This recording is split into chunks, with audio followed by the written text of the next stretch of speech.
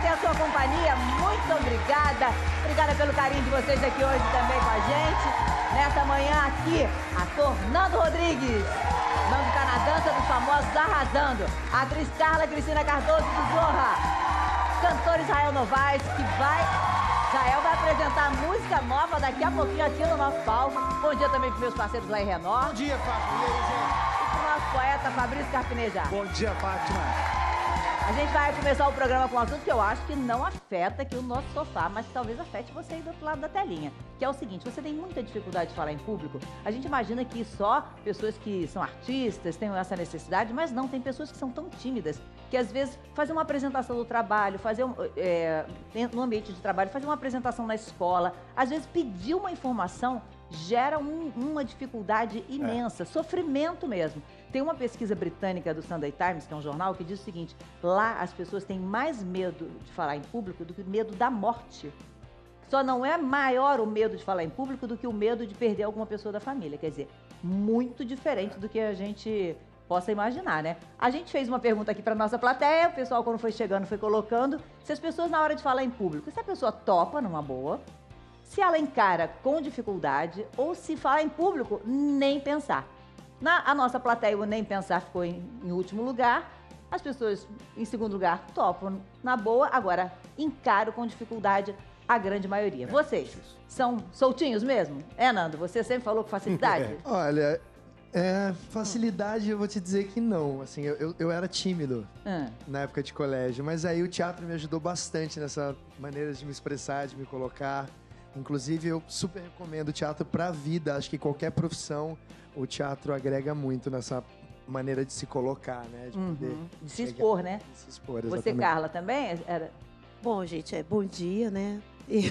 Eu tive um problema, assim, quando eu resolvi fazer teatro, porque eu sempre quis ser atriz. Só que no colégio eu não tinha esse problema de fazer teatro, apresentar trabalho, só quando faziam as perguntas que eu travava. E quando eu consegui fazer teste para uma oficina de teatro, aí sim eu travei, porque eu vi muita gente e eu fiquei com um pouco de medo.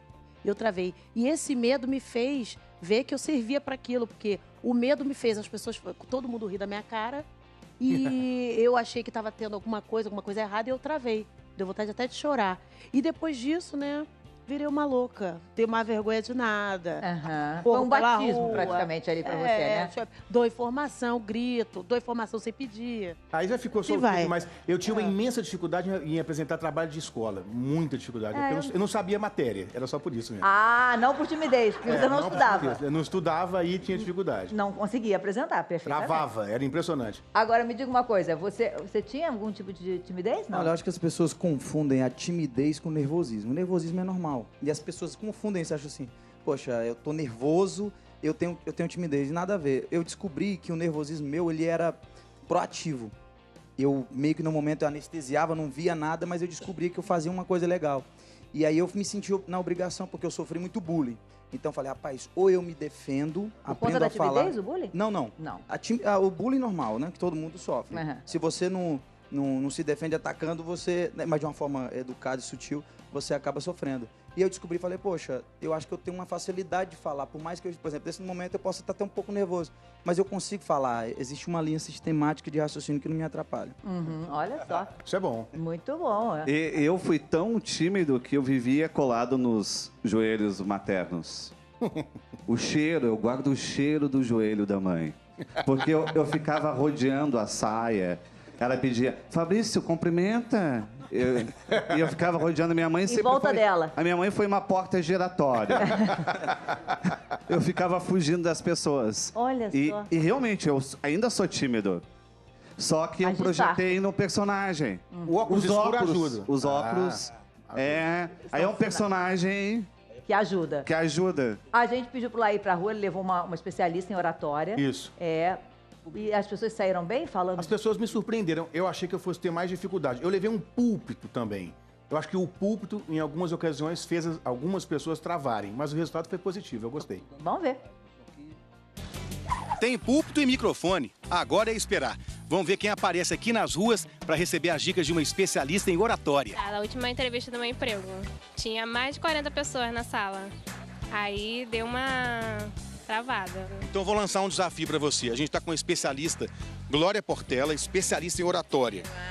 Aqui tem um púlpito e você vai tentar reproduzir o mesmo discurso lá da entrevista de emprego. Topa? Topo. Foco no cliente é a partir do que o cliente chega num estabelecimento, por exemplo, uma farmácia, uma loja de roupa, é você estar ali pensando no cliente. O que eu poderia te dizer para você melhorar ainda mais? É a questão do ritmo, ou seja, a gente cria empatia com o público através da emoção. Olá, sou Rayane, tenho 24 anos, estou atrás de uma... Travei. Digamos que se não tivesse o púlpito na frente, melhorar um pouquinho mais a postura. Eu tiro o púlpito, então?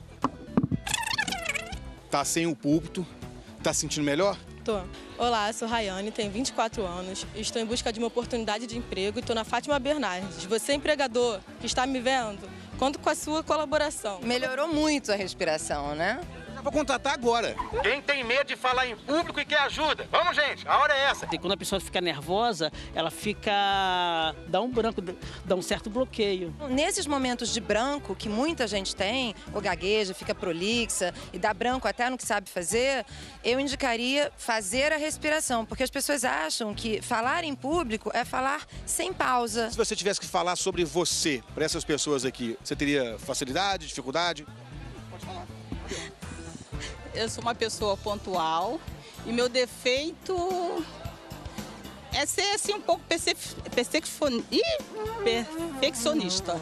Ai, dá um pouquinho de nervoso, uma tremedeira, aí às vezes não sai. Existe a linguagem não verbal e a linguagem verbal. Quando ela estava falando, ela estava com a mão assim, com os ombros um pouco para dentro, né? Então isso passa bastante insegurança. Você acha que realmente as pessoas não te contrataram porque perceberam a sua dificuldade em falar? O nervosismo, com certeza, porque eu acho que eles precisam mais, ainda mais trabalhando na área com o público. Volto com você, Fátima, respirando com a Rayane. Isso. Respira. Respirando. Olha, a gente está com a especialista em oratória Glória Portela. A missão dela não terminou. A gente pediu aqui para as pessoas marcarem, como a gente mostrou para você. Então, no próximo bloco, nós vamos ser legal. Então, o teatro pode ajudar para quem vai tocar a profissão e para qualquer outra carreira. De repente, pode ajudar de uma maneira, né, a você se expor. Vou pedir o seguinte, vou te dar 30 segundos, você se apresenta. Essa questão do olhar do outro, o medo de falar em público, ele muitas vezes ele vem lá da infância. Né? A gente se constrói como sujeito através do olhar do outro. Então, as pessoas funcionam como um espelho para a gente. Principalmente nos primeiros anos de infância, o que é dito para essa criança, como ela é vista. Então, às vezes, claro que os pais não fazem de propósito, mas assim, cala a boca! Você não sabe falar nada direito, entendeu? Seu burro, seu irmão que sabe falar. Então, na verdade, a pessoa cresce com esse mantra na cabeça, porque essa realidade psíquica vai se... Com o público, na verdade, não é esse público. São todos aqueles fantasmas que ela revive naquele momento. Todas aquelas pessoas para as quais ela tentou em algum momento falar e exatamente, limitou, né? Mas o bacana é que existe... Você está falando, mas assim, no seu caso, você superou uma situação difícil. E ele também, né? Nisso, tentando esquecer esses demônios do passado, mas é um caminho muito longo. A família Adams, que cada um Você anda perseguindo. É se amar o suficiente. O pior de tudo foi a primeira vez que eu usei gravata borboleta. Aí eu fiquei esperando no portão, e a minha casa é de esquina. Todo mundo que passava eu pensava que ia chegar. Se coloca, não é porque você se expõe ou porque você escreve, que você não sinta ou que você não seja, né? Vamos falar do seu trabalho novo, Israel? Vamos lá. Ó, Luau do Israel. Eu acho que já é a 12ª vez. Que bom, bem-vindo. Tomara que seja muito sucesso pra gente. Vai mostrar daqui a pouquinho a música mesmo e o clipe também lançando aqui hoje. Nem soltou, encontrar de alguma certa forma e postaram aí. Então vamos ouvir, então. A partir do dia 9. A partir do dia 9, só que vai estar. Agora, dia 9, toda essa plataforma digital. Então é lançamento mesmo. Mas quem volta atrás, você merece cachê. Seu show foi bom demais. Foi tão bonito, quase quem volta. Se ajoelha feliz ao gritinho aí. É a melhor forma de começar o dia assim.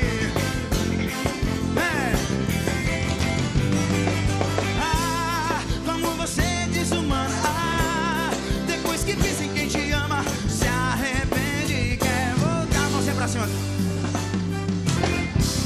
Foi tão bonito, quase quer voltar.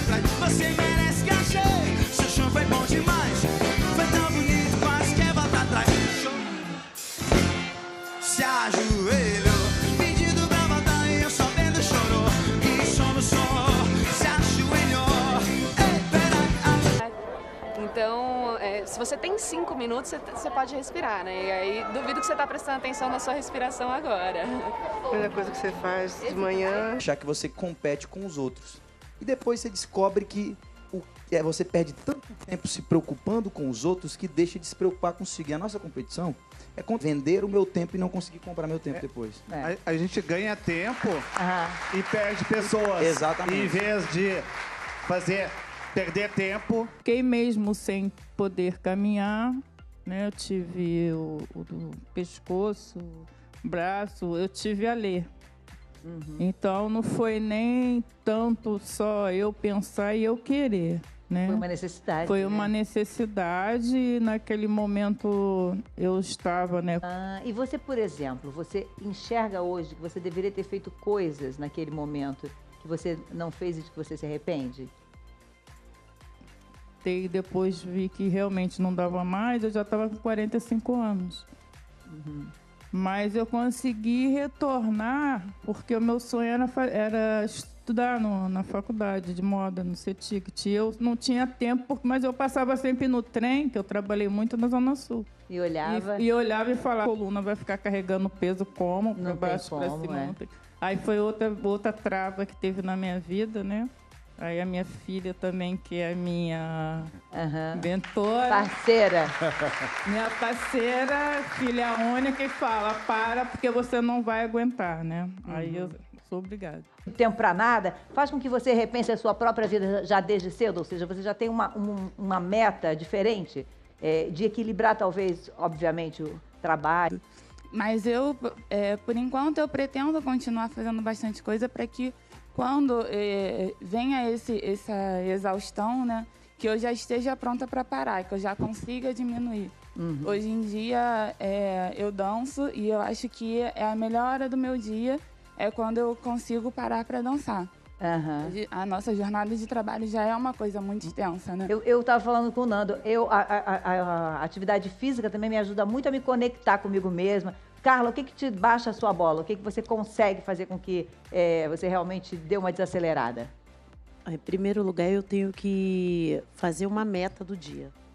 Porque isso é uma coisa que ajuda muito. Até coisas pequenas, mercado. Porque senão, mercado você entra para comprar uma coisa, sai com 200 e não traz o que você comprou porque você se empolga.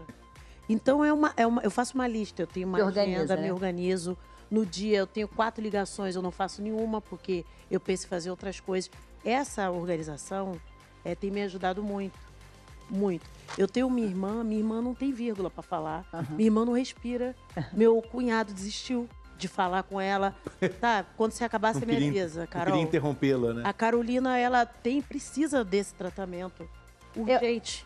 Eu acho que a questão para desacelerar, sabendo, o que eu tenho visto é que a gente precisa priorizar. Desabafou. O Carpim escreveu uma crônica, que a gente separou um texto, que tempo é ternura. Eu vou ler, me permita que eu vou ler um trechinho do seu texto, que diz o seguinte: perder tempo é a maior demonstração de afeto, a maior gentileza, sair daquele aproveitamento máximo de tarefas. Ler um livro para o filho pequeno dormir, arrumar as gavetas da escrivaninha de sua mulher quando poderia estar fazendo suas coisas, consertar os aparelhos da cozinha, trocar as pilhas do controle remoto, preparar um assado de 40 minutos, usar pratos desnecessários, não economizar esforço, não simplificar, não poupar trabalho, desperdiçar simpatia, levar uma manhã para alinhar os quadros, uma tarde para passar um paninho nas capas dos livros e lembrar as obras que você ainda não leu.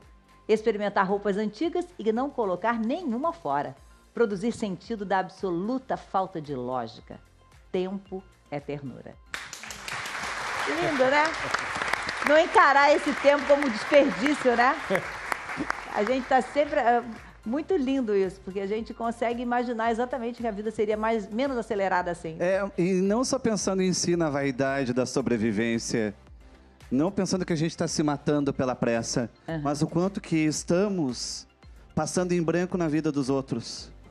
Eu fui levar meu pai no médico, pressão alta, e ele foi lá para dentro na enfermaria e me deixou a carteira e o celular. Eu tinha que responder ao prontuário médico do meu pai. Tipo de sangue, não sabia. Teve sarampo, cachumba, não sabia. Tem alergia a alguma medicação, não sabia. Teve alguma cirurgia antes, não sabia. Eu olhei A minha prova ao meu pai, eu deixei em branco. Porque eu não parei para conhecê-lo. Eu não parei para ter intimidade. A gente vai correndo, correndo, correndo, e aí a gente vê que a gente está sozinho, que ninguém veio com a gente. É verdade. Nossa, muito, muito bonito e muito forte, né? Eu tenho certeza que você foi um bom filho, mesmo não sabendo nada disso. Eu tento melhorar a nota agora. Fiquei em recuperação. Pegar a média, vai pegar a média. A gente vai pro intervalinho e volta rapidinho.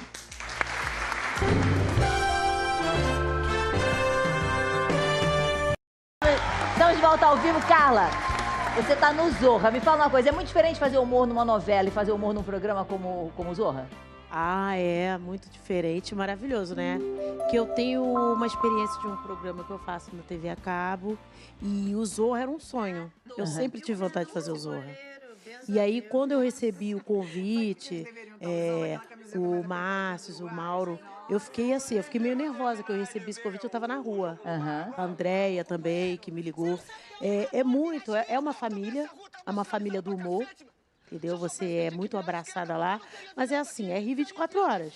Não tem tempo, não tem um intervalo. Você vai ao banheiro, você vai escrever alguma coisa, você vai maquiar. É rir o tempo todo. E era um sonho, eu ganhei um presente de aniversário, que me ligaram 2 semanas antes do meu aniversário.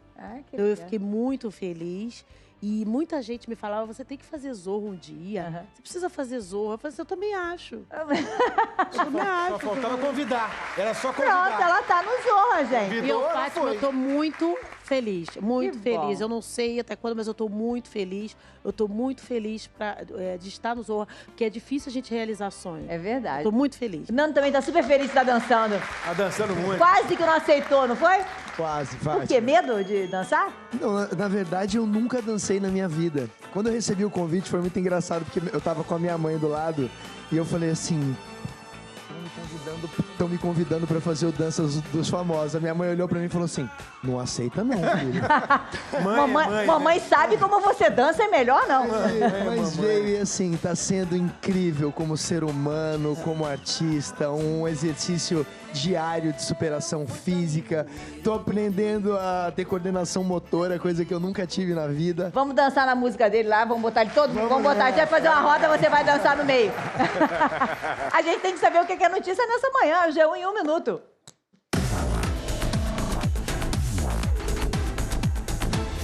Bom dia, Luísa Tenente. Vamos aos destaques de hoje?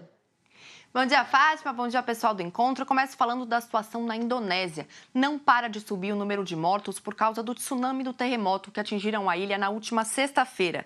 Já são mais de 1.400 vítimas. Para piorar, um vulcão entrou em erupção hoje. A coluna de fumaças e cinzas atingiu 4.000 metros de altura e a região foi isolada. Com todos esses desastres naturais, os moradores estão sofrendo com a falta de comida e de água. E aqui no Brasil, de acordo com o Ministério da Saúde, casos de sarampo foram registrados em 9 estados e no Distrito Federal. Em todo o país, já são mais de 1.900 casos confirmados nesse ano. No Amazonas e em Roraima, a situação é classificada como surto. Fátima. Obrigada, Luísa. Boa tarde para você.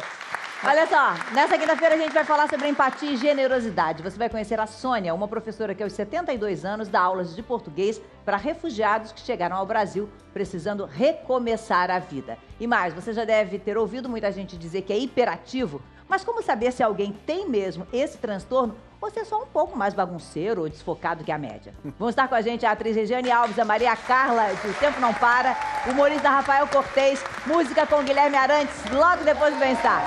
Queria agradecer a presença de vocês, super obrigada. Encerrar, música nova, Israel Novaes. Dia 9 em todas as plataformas digitais e dia 18 tem show no Vila Country de lançamento em São Paulo. Vamos de marketing então. Boa tarde, pessoal. Obrigado, Fátima. Mãozinha pra cima pra ficar bonito, xará.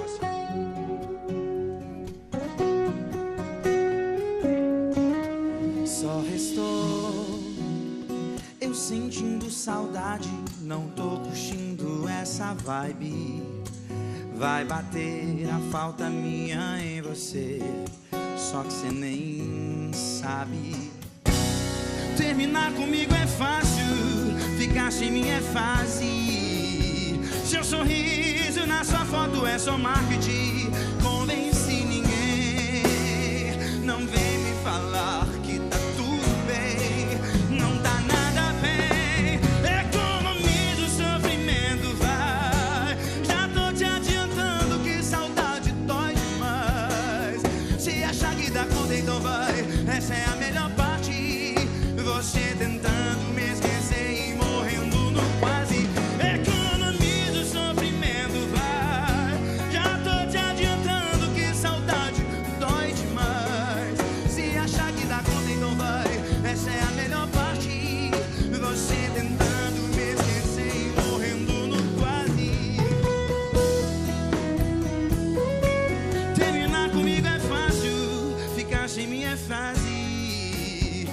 sorriso.